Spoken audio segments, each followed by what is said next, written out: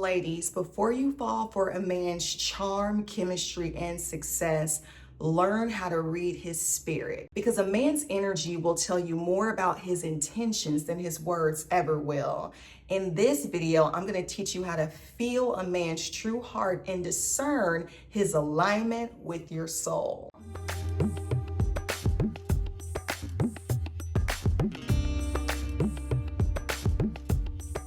Hi, and welcome to my channel. I am Portia the Communicator, and I have an opening engagement question for you. When you first meet someone new, what is the first thing that you notice? Is it their vibe? Is it their words? Is it their looks? Is it their presence? Drop down in the comments and let me know what it is for you. And to quickly dive in, again, in this video, we're going to be talking about how to read a man's spirit, mindset, energy, not just his bank account, not just his looks, not just his status, so that you can determine and discern true compatibility for yourself. So with that being said, here is way number one.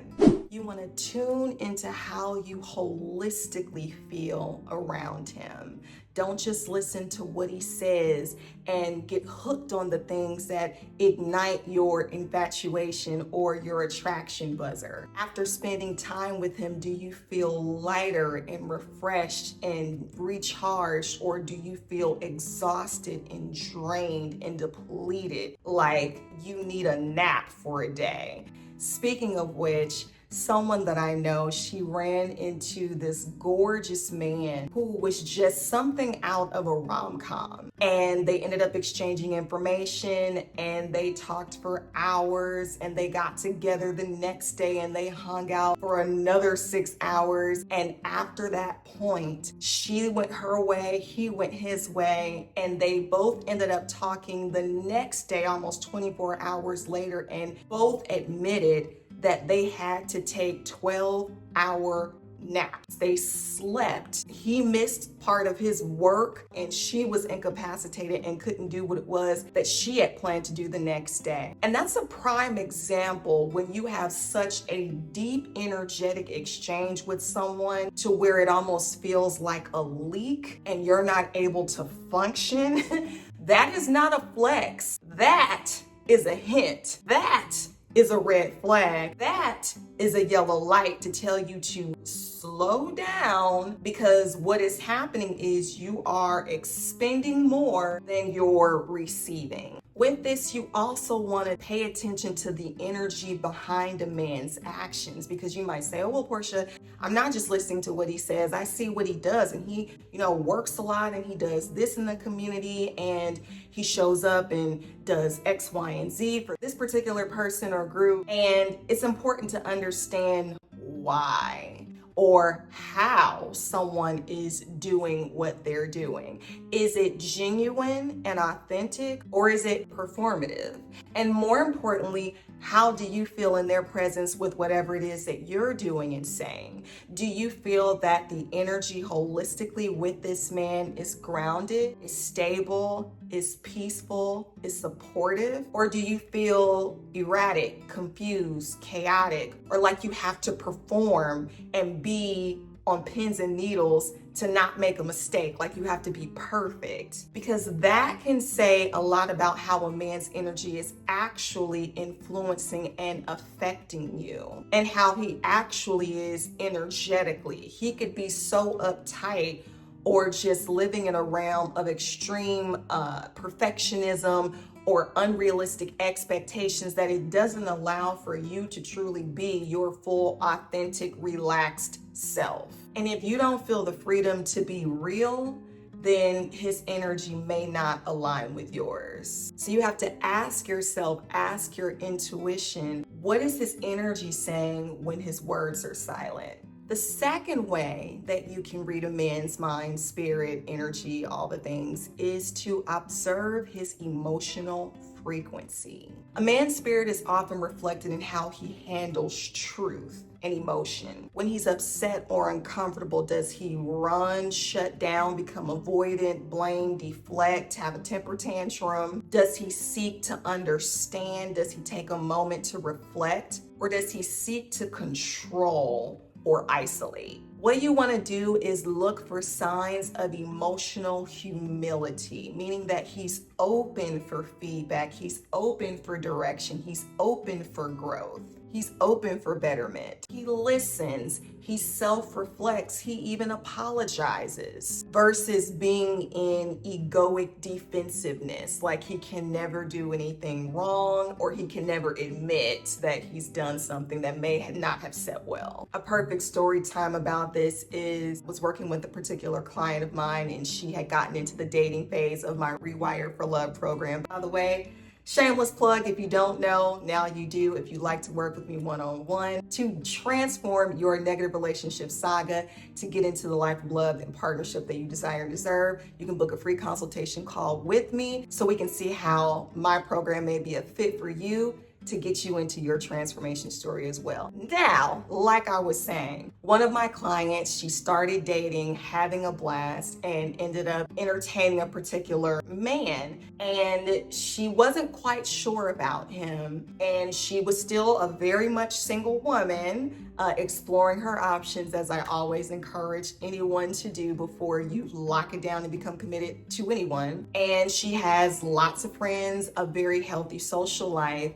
And the guy that she was dating at the time got really upset at the fact that she was hanging out with certain friends and had made a trip to go out of the country, and he cut her off. And she hadn't really done anything definitively wrong. And when you think about people like that who are unmerciful, unrealistic, they don't know how to handle conflict or navigate through challenges, or they're not understanding, or they're not compassionate, or they don't have the bandwidth to compromise. They're unyielding. This is a prime example of observing someone who is too rigid and does not have fluency in their emotions, or is emotionally mature to handle a relationship for the long term. An emotionally aware man does not avoid discomfort. He doesn't run from it. He doesn't cut you off. He grows through it. He transmutes it. He learns how to transform the situation. So you have to ask yourself, does he hold emotional space for you? If something is happening, is he able to be present for that? And can he hold emotional space for himself? Is he open to feeling? Third way to read a man's spirit is to discern his intentions versus his image. A lot of men, they can project confidence. They can put on a good front, a good face, a good presentation, good clothes, have the flashiest things and all of that stuff. But discernment sees behind the curtain as to why he might be projecting a certain way. And when you're dealing with a spiritually mature man, he's going to lead with that. He's going to lead with presence, not with ego and materialistic things to cover up or hide or to find identity in the external. I remember meeting someone years ago who wore all of his wealth on him. He had the grill, he had all of the jewelry, he had all of the gadgets in his house, the latest technology, and all he would do was just puff himself up about how, he had this and he had that, and he was doing this and he was doing that. He was the best at this and that, and he didn't need X, Y, and Z, and all of this stuff that no one asked him for. And immediately when I sat and I listened and I observed, what became very clear was that this man was deeply insecure, and he needed an audience because historically it was evident he hadn't felt like he'd been valuable. He didn't have a high sense of worth, or at least others around him did not reflect that, did not speak that into him, or withheld that from him, or told him something else, that he would never amount to anything. And then finding out his backstory later on, it was exactly the same way, familial issues and not having that sense of inherent self-worth. And so he took that into adulthood, thinking that everything that he had, everything that he did was a reflection, or to show the world, I got this now. Now what? I'm proving you wrong. Look at me. And it's not from an authentic place. It's not from a healed and healthy space.